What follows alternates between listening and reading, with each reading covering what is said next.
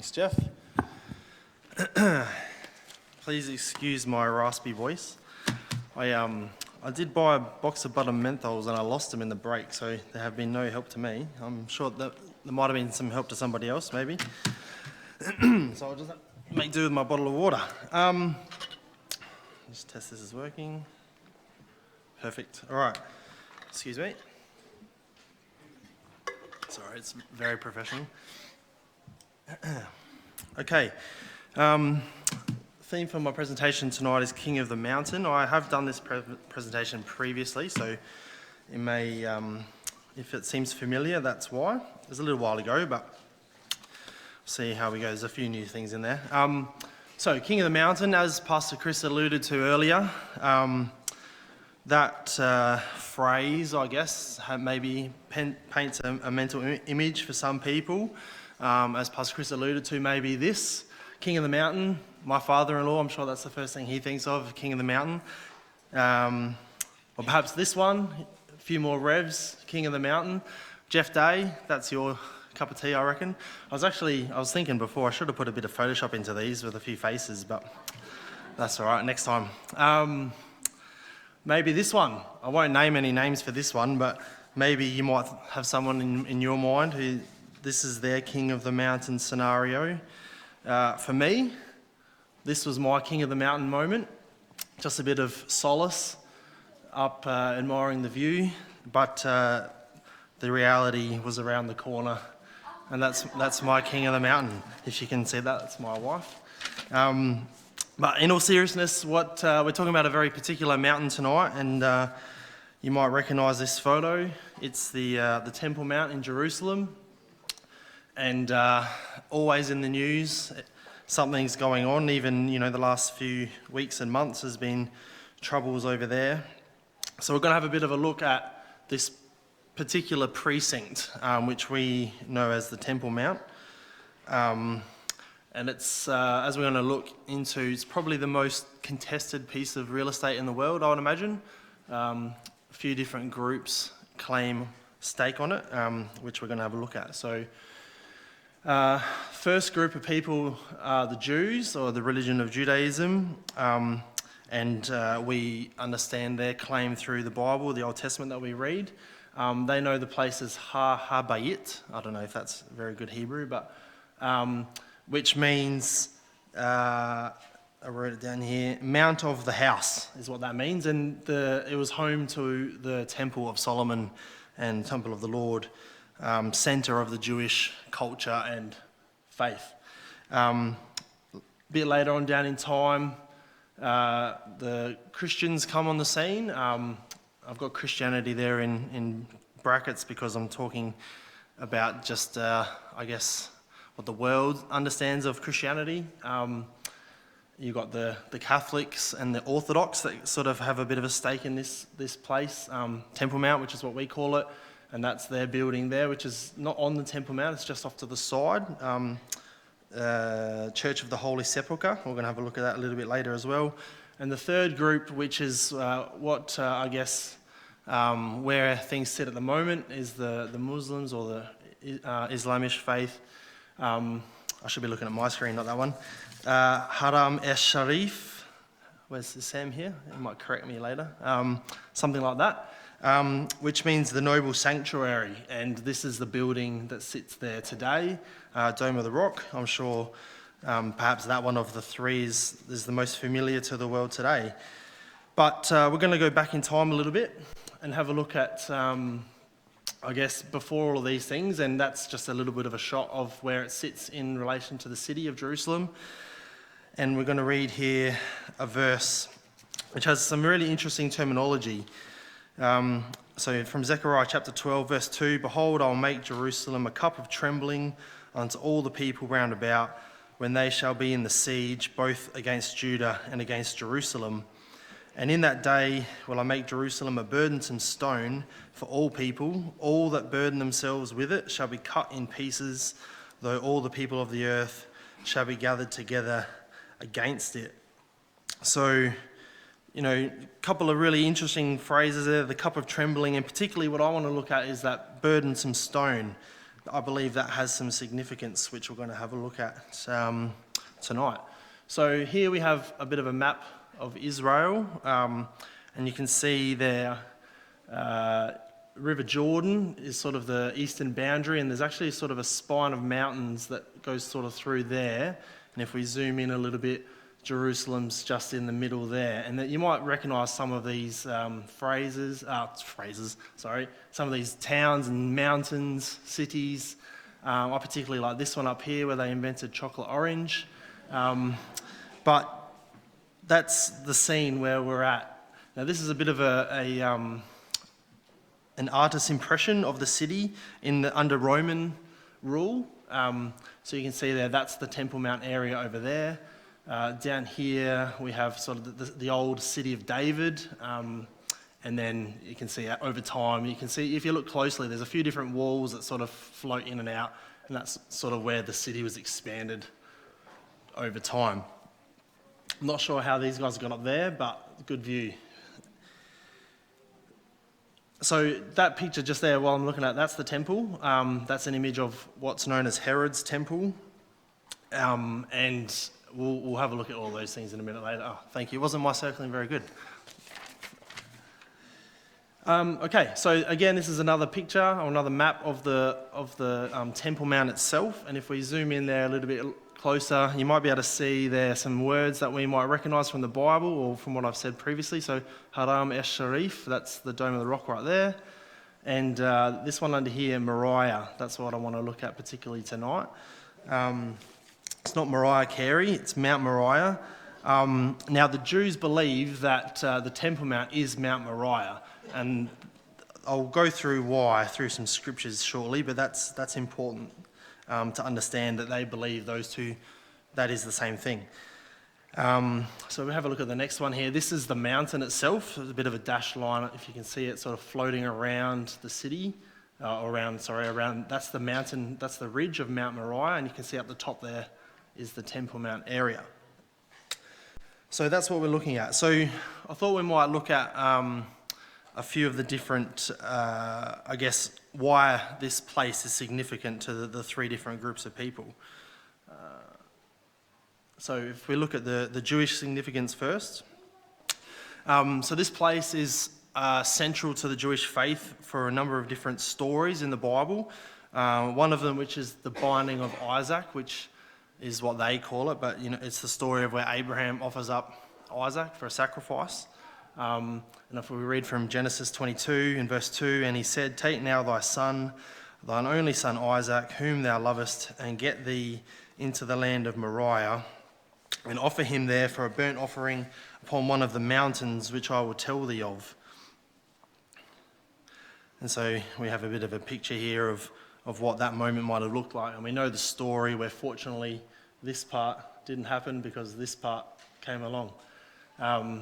And we can read on. I'm not going to particularly look at the story much more than that, but that's they believe that story happened at this place. The other main reason for the significance of the Temple Mount for the Jews is that's where the temple was built. And so if we read in 2 Chronicles 3 in verse 1, "Then Solomon began to build the house of the Lord at Jerusalem in Mount Moriah, where the Lord appeared unto David his father, in the place that David had prepared in the threshing floor of Ornan the Jebusite." So there again, we have Mount Moriah being sort of mentioned in the scripture. And that's just a bit of a picture of what the temple might have looked like. Very ornate, very beautiful, and you can read about all the materials and everything that went into building the temple through Chronicles. It's lots of detail in there, so if you like your detail and you like getting a bit of an idea, have a read through that. There's another cross-section, and what we'll see shortly is that the entire inner surface was all covered in gold, which, as we know the history of the temple will happen later on, you can sort of understand why perhaps what happened to it did happen, because there was an incredible amount of wealth on the inside. Now we're just going to have a couple of short videos, so hopefully that'll tee up straight away with some sound. And yeah, we'll come back in a minute. Solomon's temple stood in Jerusalem for almost 400 years. It was the crown jewel of Jerusalem and the center of worship to the Lord. Almost half of the Old Testament writings took place during the time when Solomon's temple was still standing. Understanding the significance of its location, history, and design can greatly add to one's reverence for one of the most holy places in the world. The city of Jerusalem is located in an area of three major valleys: the Hinnom, the Central or Tyropoeon, and the Kidron Valley. The mountain range between the Central and Kidron Valley is called Mount Moriah. The peak of the mountain is a large protruding flat rock, which is now located under the dome of the rock. According to Genesis 22:2, Abraham was commanded to sacrifice Isaac in the region of Moriah, connecting the Temple Mount with this significant event. At the time of King David, the area of Jerusalem was controlled by the Jebusites, the city only occupying the southern part of the central ridge. When David captured the city in about 1000 BC, he made Jerusalem his capital. David then moved the Ark of the Covenant to Jerusalem and began preparations for building a permanent structure to replace the portable tabernacle of Moses that had been used for over 400 years. With the ancient city of Jerusalem being fairly small, David purchased the threshing floor of Araunah the Jebusite so he could expand the size of the city. Being higher than the city of David, the hilltop would make a beautiful place to build the temple of the Lord. Under the reign of David's son, King Solomon, the temple construction began. After 7 years of construction in about 960 BC, Solomon finished building the temple, most likely built over this same protruding rock of Mount Moriah. Solomon also built himself a new palace just south of the temple and expanded the walls of the city up towards the peak of Mount Moriah. Okay, and another one, just looking at the inside. Solomon's temple was not only a landmark for the city of Jerusalem, but more importantly, the dwelling place of the Lord. The layout represented Israel's progression back into God's presence and was designed to teach Israel that it was only through the infinite sacrifice of the sinless Messiah that they could once again enjoy the presence of the Lord. Okay, so that's you can take some of those comments with a pinch of salt, but you get the idea. Just thought I did a bit of research. In Chronicles it talks about David organising 100,000 talents of gold for the building of the temple, which someone might, Pastor Jock and Helen might correct me later, but according to my research, so that equates 100,000 talents equates to approximately 5.67 million kilos of gold, which at today's price is about $450 billion. So you can imagine why it was such a target, I suppose, for invading nations, you know, the Babylonians, the Romans, etc., because they obviously didn't understand the significance of the place, but they just saw the shiny bits. Okay, now I guess I had a fair understanding of all of that prior to my own research. This next part was all new to me, so perhaps it might be new to you as well. And that's the thing called the foundation stone, which, if you remember that little bit of rock in the video that was pointed out as the top of Mount Moriah, that's what the Jews call the foundation stone. Now, these things aren't mentioned in the Bible. It's in a book of writings called the Talmud, which is sort of like, I think Curtis was referencing something similar with the Islamic faith. There's sort of like the Quran, and then there's a book of writings that sort of, they go together. Same thing for the Jews. They have this book called the Talmud, and then the Torah, or the Old Testament. The Talmud was written, or sort of put together after the temple was destroyed in 70 AD. And the reason, I guess, it didn't exist before that point was because, if you remember, God instructed the priests and the Levites, etc., to teach the next generation, so it was all verbal, the teachings. And then at some point, obviously Moses wrote the law, and then the books of the Old Testament were compiled, but the Talmud was sort of more like the cultural aspects and the sort of the philosophies and the theologies and all those sort of things. That's what this book is. And that book references the foundation stone. And what they believe is that the foundation stone, or that bit of rock on top of Mount Moriah, is the origin of creation. So basically, God put that rock there, and then from that rock he created the world and the universe, etc. So they believe it's where God gathered the earth that formed Adam, which is in Genesis chapter 2. They believe, like I mentioned earlier, it's the location of Abraham's sacrifice of Isaac. They also believe it's the place where Jacob's dream occurred. That's the pillow that he slept on, kind of thing. They believe that it was the location of the Holy of Holies in the temple. We saw the video there that the temple was supposedly built upon that rock. And as such, it was the resting place of the Ark of the Covenant. And that's it there. So you can still see the foundation. Well, you can't today because of COVID, but that's it there, the foundation stone. And for the Jewish people, this particular rock is God. This is God's divine presence in the world. That's where God stood. That's where he created things. So that is the most holy place in the world. And guess where it sits? Underneath that. Which is the source of all the contention between the Jews and the Muslims. So, yeah, interesting. This is a sign that's just on the outside of the Temple Mount area, on the Wailing Wall. And you can read there, according to Torah law, entering the Temple Mount area is strictly forbidden due to the holiness of the site. So because they don't know exactly where the temple was, and they don't know exactly where the foundation stone was, and all those sort of things, they don't really exactly know where the Holy of Holies is. So it's safer just to not go up there than to accidentally walk into the Holy of Holies and be struck down by God. So that's why no Jew goes up there, just for your reference, which is kind of weird in a way, but that's their logic. So just briefly, quick timeline of the temple, and again, some of these dates are just for a guide. It's some of these dates are sort of argued in amongst historians, but it doesn't really matter. So it's constructed somewhere between the late 11th and mid 10th century BC. It's destroyed by the Babylonians in 586.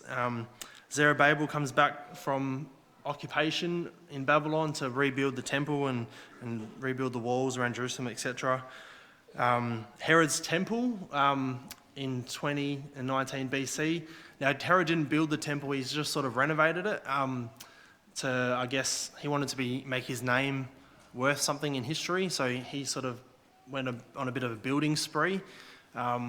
So he was sort of loved and hated at the same time in his time. But so Herod sort of redecorated, I guess you'd say, the temple, brought it back up to scratch, and then we know it was destroyed by the Romans in 70 AD. So just quickly, this is a map of the city under King Herod's rule, and you can see there's the Temple Mount up there.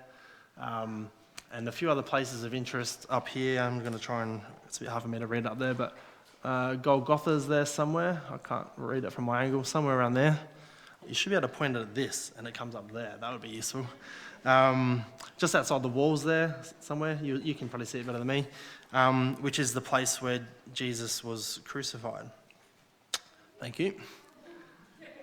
Now, this is just with the temple. This is a building or a structure in Rome, which is Titus's Arch, and it was built as a commemoration to the victory over the Jews in Jerusalem in 70 AD. And if you look here closely, you might be able to see some items. So this is a scene depicting the Romans carrying away the treasures from the temple. That one there's the golden candlestick. You can see some trumpets, and there's the showbread table and a few other bits and pieces, but just to show that it is actually historically accurate. Okay, so if we move on quickly to the Christian significance, the Temple Mount itself doesn't bear a lot of significance. It's more a site of prophecy fulfilled. So we read here in Matthew 24, Jesus said unto them, See ye not all these things? Verily I say unto you, there shall not be left here one stone upon another that shall not be thrown down. And we know 70 AD, this is what happened, and the city was, well, the temple particularly was destroyed, and a great part of the city also. So I guess we've all heard of Jerusalem being referred to as the Holy City. This stems back to way back in the 300s AD. So the focus shifts from the temple in the Old Testament to Jesus in the New Testament, which obviously we are now followers of. So some significant dates here. Constantine, the emperor, was converted, so-called, in 312 AD. And he later releases the Edict of Milan, which basically, just to get my notes up to speed.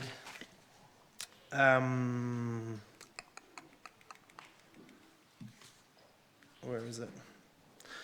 Oh yeah, Edict of Milan basically was a proclamation of religious tolerance for Christianity, because up to that point Christianity was outlawed, and you can read the history of what happened to the early Christians under Roman rule.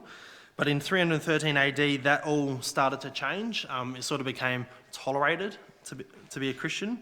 And then, so what happened is Constantine, wanting to, I guess, there's lots of theories about why this all happened and how this all happened, but majority of historians sort of agree that basically it was a political stunt to, I guess, gain popular majority control over the Roman Empire. So rather than having all these little factions, he sort of bound everyone together and said, I'll be the new high priest or whatever, and they merged pagan Roman belief with Christian belief. So what he did is he actually sent his mother to go and find Jesus' tomb, because he thought that will be important. If I can find Jesus' tomb, people will like me for that. So that's what he did. He sent her there to Jerusalem to try and find it, and conveniently enough, she did. She found both sites of Calvary, or the Golgotha, where Jesus was crucified, and also supposedly Jesus' tomb.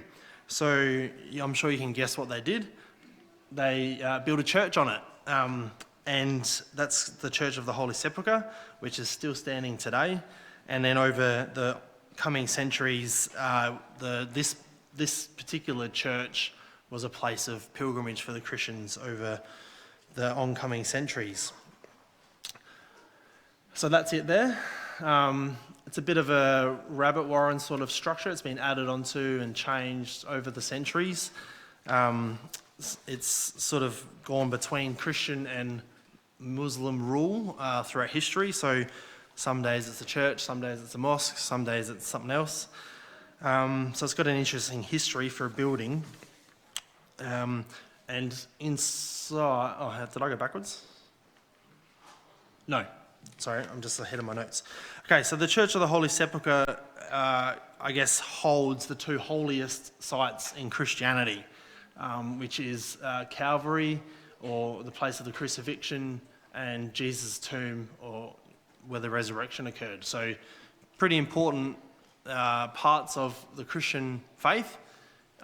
So what better way to, I guess, control people as to offer them opportunity to be in those places? It was tourism back in the 300s. And then the Christians from all over the empire would come, and then later on all over the world would come to pay homage to those places.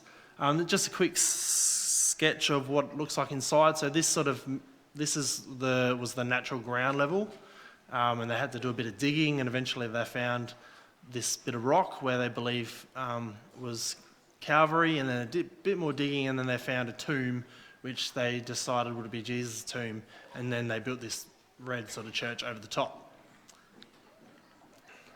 So that there, believe it or not, is the exact place where Jesus was crucified. There's a nice little hole there perfectly for the cross to stand. Inside, these things are all inside that building.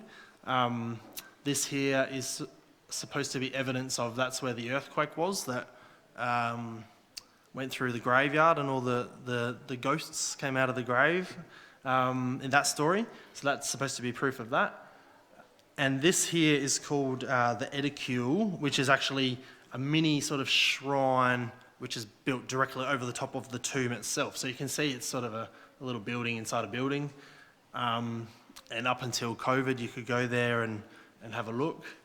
And this here is supposed to be where Jesus' tomb was, and they've basically...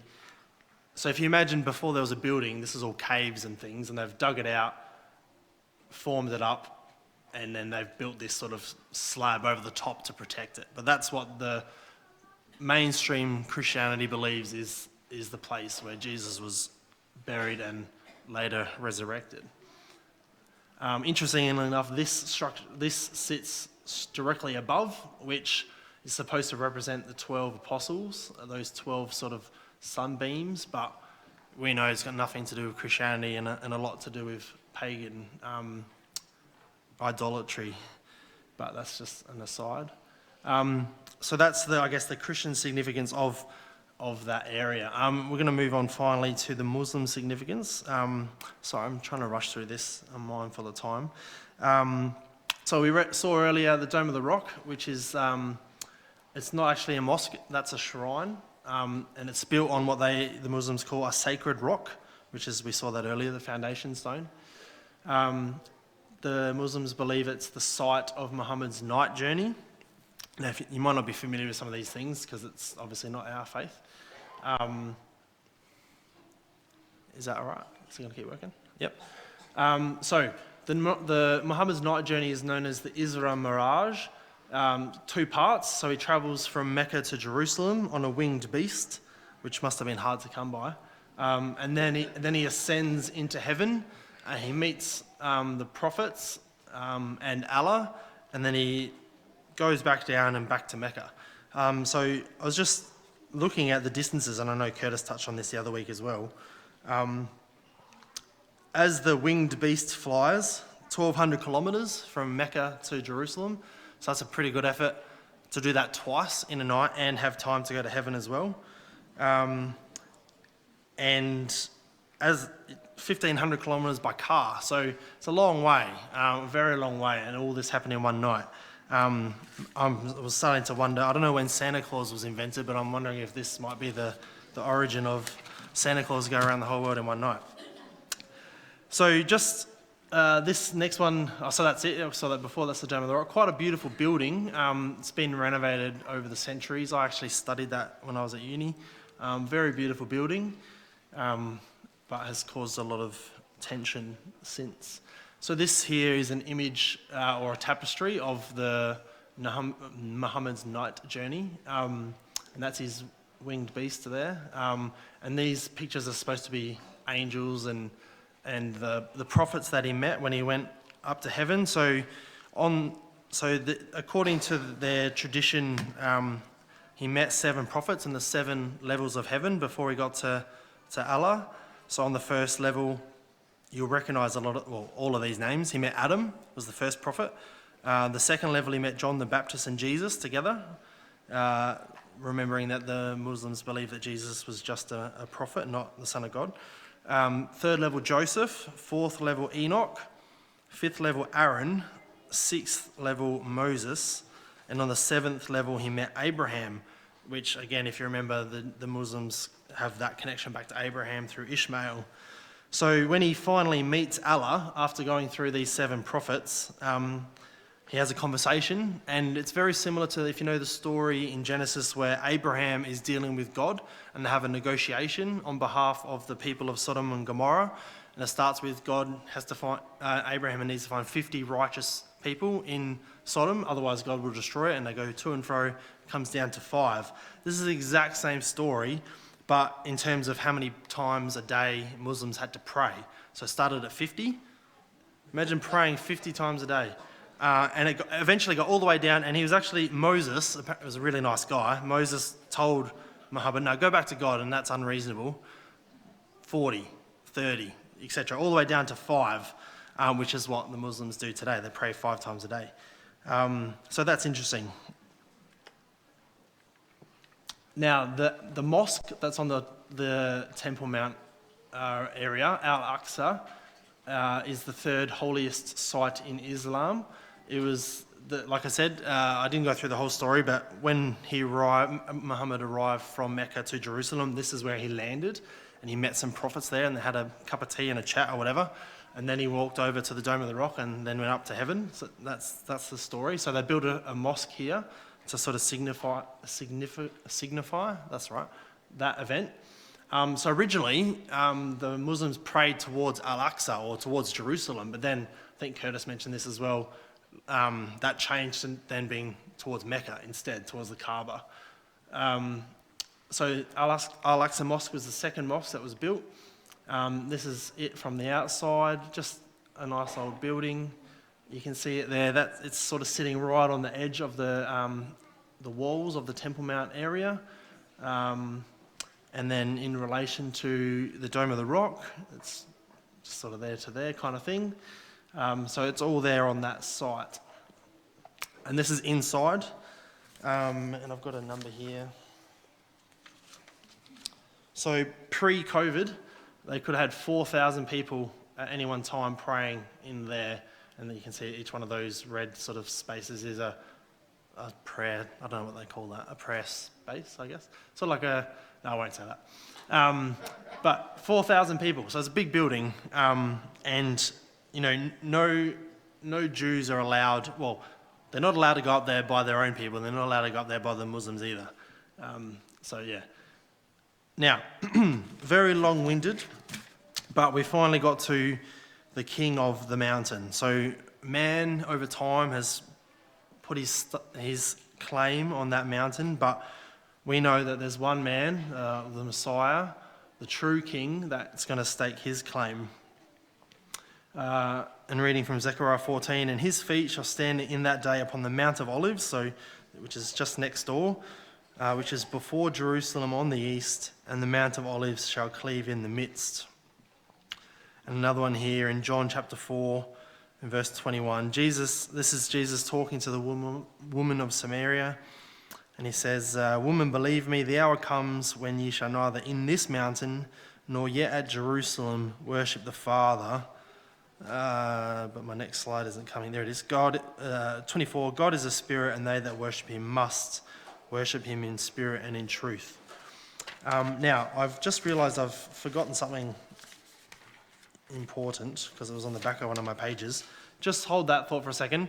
Going back to the Jews, why the Jews, I guess, feel really hard done by, and why they call it the Wailing Wall for a few different reasons, but why they feel so hard done by is because they truly believe the significance of the site for their faith, for their culture, for their everything. And in that book, the Talmud, there's a writing which is a bit of a, I don't know if you call it a poem, but it says, "As the navel is set in the centre of the body, so is the land of Israel the navel of the world, situated in the centre of the world, and Jerusalem in the centre of the land of Israel, and the sanctuary in the centre of Jerusalem, and the holy place in the centre of the sanctuary, and the ark in the centre of the holy place, and the foundation stone before the holy place, because from it the world was founded." Sorry, it's a bit out of context now, but I just thought that really, I guess, demonstrates how important it is to them. But, it's just a place at the end of the day. Significant to different faiths and cultures, yes, but at the end of the day, it's just a place. And Jesus came to teach that these places no longer have significance because God is a spirit.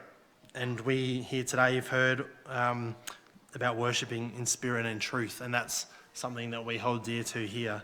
And that's Jesus on the Temple Mount, perhaps, or on the Mount of Olives, probably teaching. And that's what he came to do. He came to teach the people. He came to show them the way. And the next time he comes, I imagine it'll be a different kind of lesson. So I guess opportunity until that happens, which hasn't happened yet, until that happens, there's still opportunity for all of us to, if we haven't yet made our peace with our Maker, to come and be baptised and to receive the Holy Spirit and to become a joint heir with the King. And I'll leave it there. Amen.